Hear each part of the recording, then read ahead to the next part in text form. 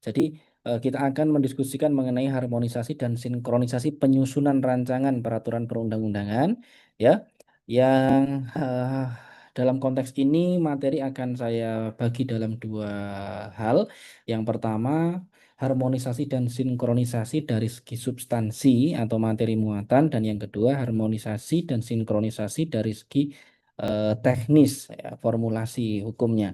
Jadi, harmonisasi dan sinkronisasi peraturan perundang-undangan ini dalam konteks dua tujuan. Yang pertama, mengharmonisasikan atau mensinkronisasikan substansinya, dan yang kedua, mengharmonisasikan atau mensinkronisasikan aspek teknisnya. Nah, teman-teman sekalian, apa sih sebetulnya yang dimaksud dengan harmonisasi dan yang dimaksud dengan sinkronisasi? Nah, pertama kita pahami dulu sinkronisasi, ya. Nah, sinkronisasi ini pada dasarnya upaya untuk menyelaraskan peraturan perundang-undangan secara vertikal. Vertikal itu berarti kita berkaitan dengan asas lex superior derogat legi inferiori. Jadi apa? Peraturan perundang-undangan yang lebih tinggi itu nanti akan mengesampingkan peraturan undang-undangan yang lebih rendah, dan peraturan perundang-undangan yang lebih rendah nanti akan diwajibkan untuk sesuai atau tidak boleh bertentangan dengan peraturan perundang-undangan yang kedudukannya lebih tinggi.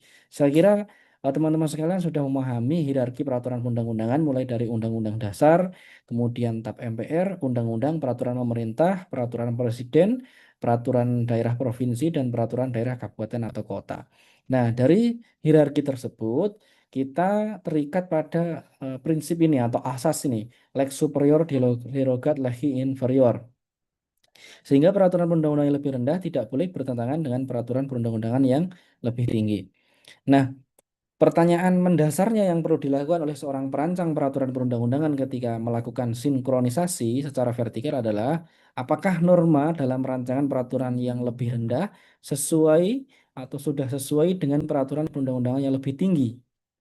Nah, ini ada contoh ya teman-teman sekalian. Ini sangat baru di dalam pasal 615 ayat 1 Undang-Undang Nomor 1 Tahun 2023. Ini undang-undang tentang Kitab Undang-Undang Hukum Pidana, ya. Ini undang-undang ini akan berlaku di tahun depan, tahun 2026, mulai berlaku efektif. Walaupun sudah diundangkan sejak tahun 2023, tapi mulai berlaku efektif di tahun 2026. Nah, ini ada ketentuan seperti ini. Pada saat undang-undang ini mulai berlaku, pidana kurungan dalam undang-undang lain di luar undang-undang ini dan peraturan daerah diganti menjadi pidana denda. Jadi, di dalam undang-undang maupun peraturan daerah existing, ya, baik itu yang saat ini berlaku maupun yang akan berlaku, itu harus disesuaikan dengan ketentuan 600 pasal 615 ini, ketentuan pidananya, terutama untuk pidana kurungan. Jadi misalnya saat ini ada perda yang mengatur mengenai pidana kurungan yang kurang dari 6 bulan, maka nanti diganti dengan pidana denda paling banyak kategori 1. Dan untuk pidana kurungan 6 bulan atau lebih, di atas 6 bulan atau sama dengan 6 bulan, diganti dengan pidana denda paling banyak kategori 2. Jadi teman-teman sekalian, ketika kita sedang merancang peraturan daerah misalnya, akan memberlakukan pidana kurungan, maka harus diubah rancangan kita. Diubah apa? Diubah dengan pidana denda. Nah, termasuk apabila kita sedang melakukan revisi peraturan daerah, karena peraturan daerah yang saat ini mengatur pidana kurangan harus direvisi, harus disesuaikan, diganti dengan pidana denda. Untuk yang pidana kurungannya kurang dari 6 bulan, diganti dengan denda atau pidana denda paling banyak kategori 1, dan untuk pidana kurungan 6 bulan atau lebih diganti dengan pidana denda paling banyak kategori 2. Nah, ini perintah atau amanat dari pasal 615 ayat 1 Undang-Undang Nomor 1 Tahun 2023. Tujuannya apa sih kita melakukan sinkronisasi? Tujuannya untuk memastikan bahwa rancangan peraturan perundang-undangan tidak bertentangan dengan peraturan yang derajatnya lebih tinggi. Sehingga nanti kalau kita sedang menyusun rancangan peraturan daerah atau rancangan revisi peraturan daerah atau rancangan perubahan peraturan daerah, maka kita harus sesuaikan ini dengan pasal 615 khususnya kaitannya dengan pidana kurungan. Nah, ini contoh atau penjelasan mengenai sinkronisasi ya. Sinkronisasi itu dari bawah ke atas ya, secara vertikal. Jadi perda disesuaikan dengan undang-undang, perda disesuaikan dengan peraturan pemerintah, itu sinkronisasi. Berikutnya itu harmonisasi. Nah, harmonisasi ini lawan dari sinkronisasi, ini berkaitan dengan penyelarasan dari segi horizontal. Horizontal dalam pengertian peraturan perundang-undangan yang kedudukannya sederajat atau satu level. Ya. Jadi, ketika teman-teman sekalian nanti ingin merancang peraturan undang-undangan yang misalnya dalam hal ini peraturan daerah, maka harus diselaraskan dengan peraturan daerah yang lain. Tujuannya untuk menghindari dualisme pengaturan atau ego sektoral antar instansi atau antar kementerian. Agar antar peraturan daerah dengan peraturan daerah lain seirama atau antar peraturan pemerintah dengan peraturan pemerintah lain juga seirama. Ini kaitannya dengan asas lex specialis derogat lex generalis. Peraturan yang khusus mengesampingkan yang umum. Apabila nanti kemudian teman-teman menemukan ada peraturan perundang-undangan yang kedudukannya lebih spesial, lebih spesifik, maka peraturan tersebut bisa mengesampingkan peraturan yang lebih general atau lebih umum. Atau kaitannya dengan asas leg posterior derogat legi priori, peraturan baru mengesampingkan peraturan yang lama. Ini asas yang digunakan untuk konteks peraturan perundang-undangan yang kedudukannya sederajat.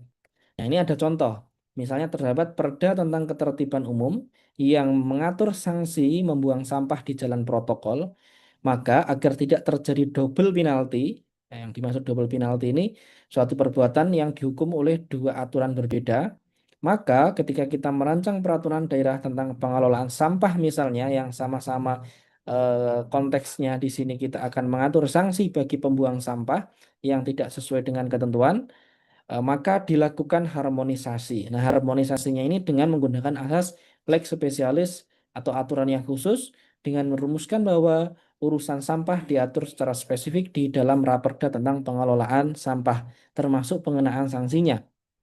Namun mungkin dalam konteks tata cara penindakannya tetap merujuk pada Perda Ketertiban Umum.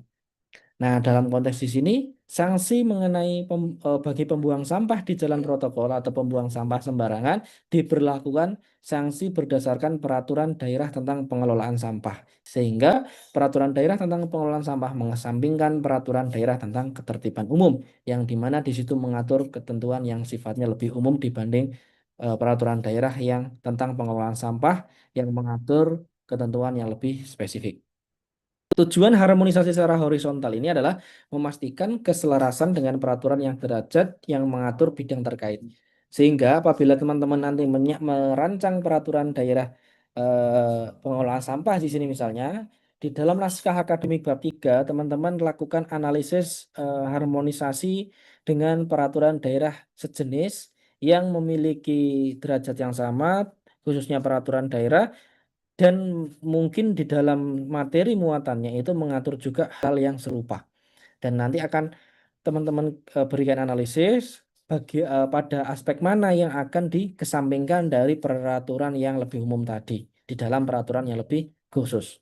Dalam hal ini contohnya pengaturan tentang sanksi pada pengelolaan sampah atau bagi pembuang sampah mengesampingkan sanksi yang diatur dalam Perda Ketertiban Umum.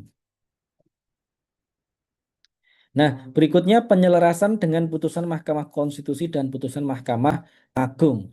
Jadi karena kita memiliki lembaga yang berwenang untuk menguji peraturan perundang-undangan, di sini ada MA dan MK, ya karena MA itu menguji peraturan perundang-undangan di bawah undang-undang terhadap undang-undang, dan Mahkamah Konstitusi menguji undang-undang terhadap undang-undang dasar, maka kita juga perlu menyelaraskan rancangan peraturan yang kita susun berdasarkan putusan-putusan Mahkamah Konstitusi dan putusan Mahkamah Agung.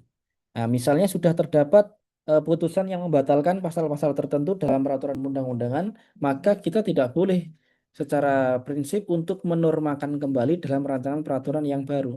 Karena apa? Karena norma itu sudah dianggap sebagai norma yang bertentangan dengan peraturan perundang-undangan yang lebih tinggi. Itu prinsip dasarnya. Sehingga setiap perancang peraturan undang-undangan sebisa mungkin kita cek apakah materi muatan atau substansi yang sedang kita susun ini sudah pernah dilakukan pemeriksaan dan diputus oleh Mahkamah Agung atau Mahkamah Konstitusi.